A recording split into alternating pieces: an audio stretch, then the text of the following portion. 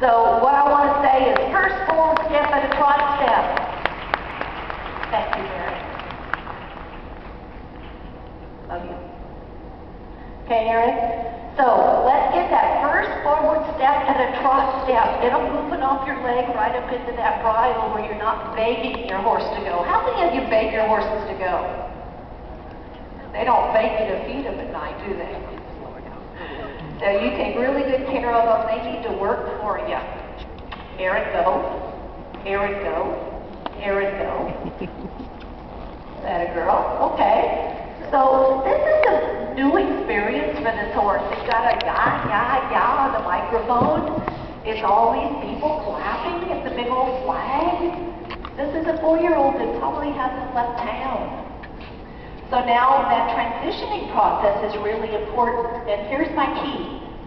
Until your horse can do the maneuvers that you saw Mary doing on her 4-year-old, the horse probably needs to stay at home without the distractions. Okay, Aaron, so you're going to use your leg, keep your heel out of your horse's side, so toes forward, okay? Elbows bent, and I want your eyes up. Look only past the next cone, only past the next cone. The cones aren't going to go anywhere, and what we need to remember to do is look on the ground where you want your horse's feet to step. Look on the ground where you want your horse's feet to get to. Okay, Aaron? Now, I want you to gather your reins up in your left hand, stabilize that contact on the left and right side. And I want you to, with your loose split rein, tap on the butt. Go, buddy. Go, buddy. Go, buddy. Go. Get your hand stabilized and then drive your horse up into the bridle.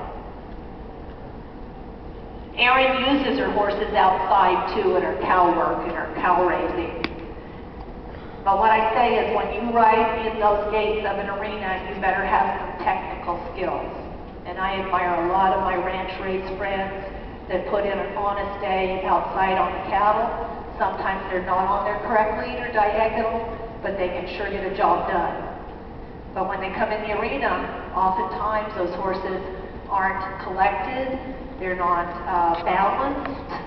And even though they can put in a good 8-hour day work outside, it's difficult for them inside. Okay, Aaron. So, what I want to see you with when you come back this afternoon is a basic Sweep 6 training bridle, which is going to give us direct control. But what it's going to add from your snaffle is a curb pressure. Okay? And I'd also like to have a lightly adjusted Western German martingale, cowboy German martingale, to help box your horse up front to back. Okay? Because right now, we're having to really work on our hands and to get this horse moving. All right, Aaron, let's bring you over to your start point. This horse is really green. You see this horse, number one, with some distractions. So Stormy's going to move over just a little bit and give this horse more room going in for Aaron. A little more room going into your first barrel. Okay, Aaron? And my opinion right off the bat is this horse is too green to be on the barrel pattern. How many of you feel like your horse is about this stage? Maybe he doesn't know his lead yet, it's not really moving into the bridle. All positives, just identify your level of training. Aaron, would you agree this horse is probably a kindergartner, first grade?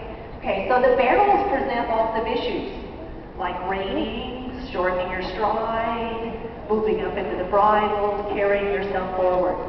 So the barrels are not really where we want this horse right now, but we've got you and you've got me, and we're gonna put that team together, okay? So watch Stormy, and you ride straight from your start point up to Stormy, and you're going to see that Erin's approach on this green horse is a little wider going into her barrel. And if you can trot, trot, trot, trot, good. Now you can start to look, and if you give this horse that 20 feet going in, probably want to keep it a little bit on the top side, and definitely Aaron, definitely between the barrel and the wall, okay? So look up at the cone on the fence, and Aaron, because we're giving you more room on this green horse, you're going to move your angle of sight or your line of sight over to the right a little bit more, okay? And would you circle again? And I want you to apply what we did with Mary with that outside shoulder. Inside rein should be lower. Aaron, left rein lower for direction. Right rein higher to control the right circle. Or the right shoulder. That a girl. Now look up at Stormy. You're going to get more room going in, so you're going to look to the right of where we had the cone set. Now you're going to parallel. You're going to ride across the backside. Remember that outside rein? Look up to the wall. We're going to practice that again. As we work through our 4 demonstrations, tomorrow afternoon we're going to do problem-specific correction. And no, this horse doesn't have any problems yet. Horse is green. Has his life ahead of him. What I'm seeing is he's a little hard to steer. And I just want to remind you, Aaron, that if you don't like the shape of your turn, and at this stage of training, if it's not even, just circle again. Make it fun. Remember what our goal is, to leave the arena on a better horse than we rode it on. That's the good thing about those rubber cones right there, is they go over if you step on them. Okay. Good job, Aaron. You got a little movement. Inside rein needs to be lower. That a girl, come to me, and I've moved over about 2 feet from the cone straight to me. So you want to draw a line from your horse's chest to the point that you're looking at. Now lower your inside rein, pick up your outside, drive with your outside leg, and find Stormy.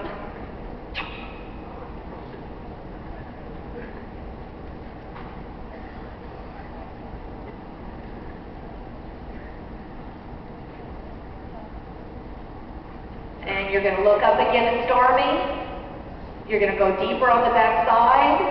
You're going to come out close to your barrel. Outside rein, Stormy says. Drive that shoulder through the turn. One more time.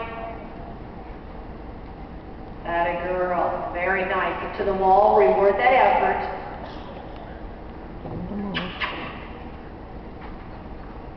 At a trot.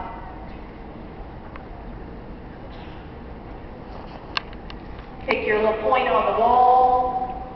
Now, circle one time and use this corner station. And you're going to come up and stop at your first barrel position. Riders, we're going to reserve our questions and answers for the cayuse shop. So 1301 and 1401, Stormy's going to put her horse away. Ropinator's going to go back to her stall. And if you have any specific questions regarding what we're talking about today, equipment, position, etc., we'll see you at the cayuse shop over in the pavilion.